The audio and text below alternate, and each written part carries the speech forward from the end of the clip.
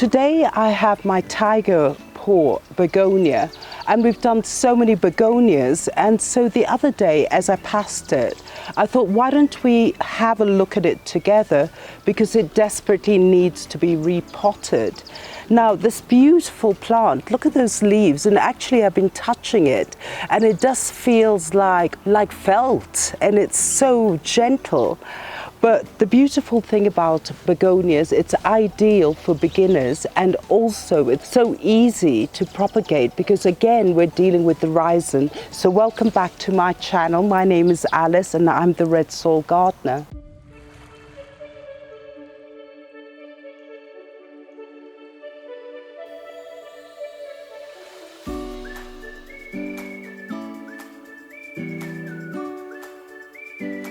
Now the beautiful thing about begonias, and we've talked about so many begonias in the recent months, is that they are beautiful and it's all about the foliage and the flower. And this is called a tiger paw begonia, and it's all about the print on the leaf. And they say that the print on the leaf does look like the paw of a tiger, but the color of it is amazing. So what you do get is you get this lovely markings, and it just does feel so soft. It's almost like touching felt. Now another name for this plant is the eyelash begonia. Now I'll explain to you is that at the edges you do get these sort of little hairs, and they say it looks like eyelashes. Now again, another beautiful thing about it is as it grows and you do turn it around, do you notice those lovely red coloured at the back of the foliage? And again, that also adds to the drama. And the thing about the begonias, as we know, they do flower. And this particular flower, if you're living in the northern hemisphere, it does flower in winter. Now the thing is that about the tiger paw, there are many varieties of tiger paw begonias. So I have this particular one. Now anyway, let's talk about the sun. And we know that begonias basically, they like partial sun. They don't want direct sun because their leaves are delicate. Now what sort of water does it want? Basically, begonias do like a moist soil, but not overwatered. The problem is that when you do get the begonias overwatered, you will get root rot. Another thing about the begonias is that do the finger test and let it dry out in between watering, and that will actually be sufficient because the rhizome itself does store water and food reserves. So even if you do go into a drought situation and you haven't actually watered your begonia and you panic, the rhizome will take care of the plant by supplying water and whatever nutrients the plant actually wants to get. Now the other thing about why I want to repot this, as we mentioned before, is that it's important to have air circulation in your begonia plant as this one, because if there's no air circulation, you will get prone to some fungal sort of disease or mildew or mealybugs, because they love that humidity inside. So that is the more reason why when it does get into the sort of foliage, and if I look deep here, I think to myself it's time to do repotting. So now again, let's talk about the soil. Now all the time I always do say we need a really good well-drained soil, because basically they don't want water on their roots, and basically too much water is going to rot your rhizome. So what sort of mixture do I use? So I do have a mixture here. Well, let's look at the dry mixture. So in this mixture, what I actually have, I have bark. I also have used river sand in order to get a really good drainage for the soil. I do have a bit of compost in here and also a bit of manure, and that is what I would use for my begonia. So now what I'm going to do is actually go in here, and if you notice, first of all, is some of these stems are quite long, and that is because they were looking for the sun. The position I had them in, it was partial sun. So what happens is that these stems tend to get longer, but the baby stems, which are under here, are actually going to struggle to get up because this foliage is too big. Another reason for repotting. Now, what I realized as I looked in here, I have a bigger problem, because actually what happens is I should have actually moved this into a bigger pot, which I will do later, because what I need to do is actually put a lot of soil, because the rhizomes are standing up.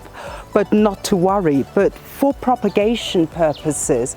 Now, there are several methods for propagation of begonias, and we've done this before. Now, one of the propagations is either to do a water propagation using the leaf, the stem, leaf stem. The other propagation you could do is actually cut your stem a bit shorter and place it in soil, and you will get rooting. Now, the method that I want, because I really need to clean this mess in here, is I'm just going to simply go in here and take my rhizome. So what I'm going to do is actually lift here and snip. So now, let me pull this one out. It's getting all knotty. Oh God, look at that. That's it. That's number one. And because I want to clean this out, again, I will take another cutting here. Again, the leaves have gone quite big. And as you see, they are very long, and we don't want that because it overshadows the babies. So what I'll do is actually separate another one here, and I'm just going to snip it off. I'm going to put this aside. And some of these leaves, I will actually use them for propagation. So this is what I'm left with. So you can actually see the rhizome, and this is where the rooting will come. And I can actually divide these rhizomes and snip. Let's just snip these ones like that. And we'll use these leaves for propagation. I didn't realize it's going to be quite a messy task. So again, I'm going to take this one and just remove all those long stems. So I'm just going to snip them off, and then we'll use them for propagation purposes.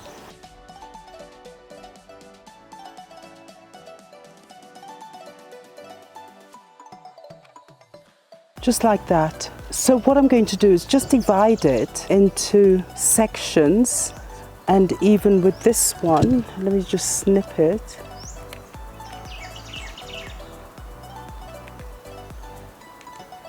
And I'm going to cut that here.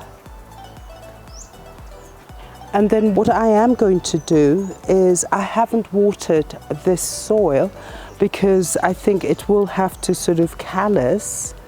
And so I'm going to place it in the soil, and I'll leave it 2-3 days and let these little injuries dry out, and then I'll check on it, and then I will water it. So what we're doing here is actually making space and just putting it in, just like that.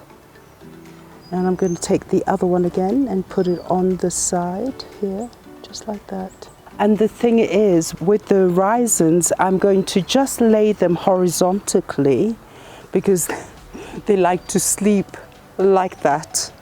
So I'm just going to cover this nicely, just like that. Just cover. And then I've got another one here where I'm going to again do the same thing, just lie it on the side like that and cover it.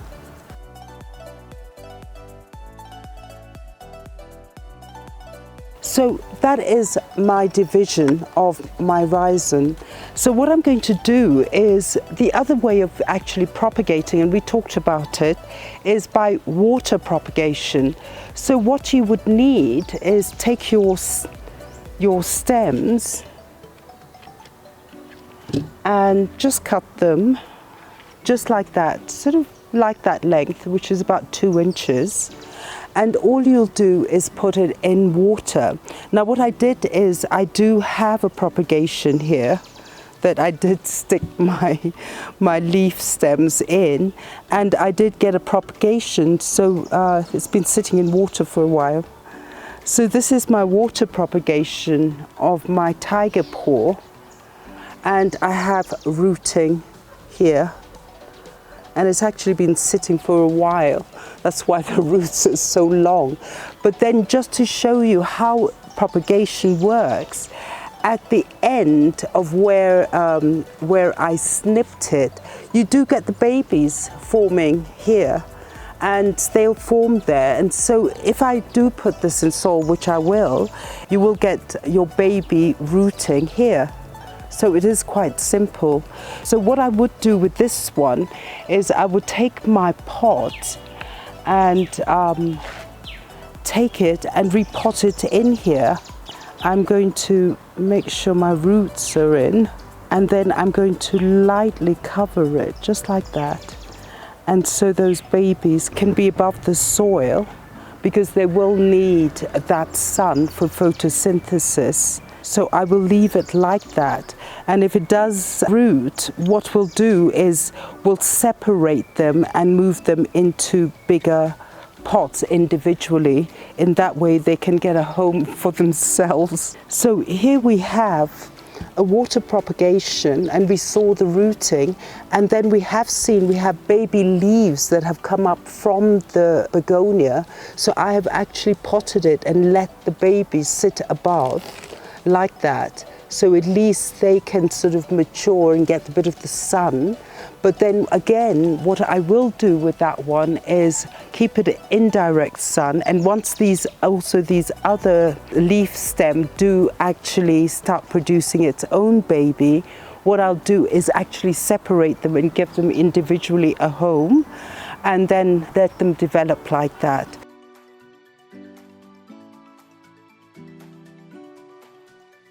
So fellow gardeners, thank you so much for being with me through this channel, but I do feel that we have to look at this plant that I've totally neglected, because what I need to do is actually pull the whole thing out, rearrange my rhizomes, and also put some fresh soil, because what I've noticed is all the rhizomes are standing and they need to be under the soil. So thank you so much. Don't forget to like and share. Don't forget to press that notification button, and also subscribe to our channel.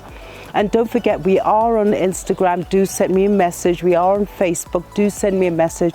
I always do try to answer our messages from YouTube. I'm always there. I do try to sometimes problem solve some problems, but generally I just love receiving your comments. And thank you so much, and have a really nice day.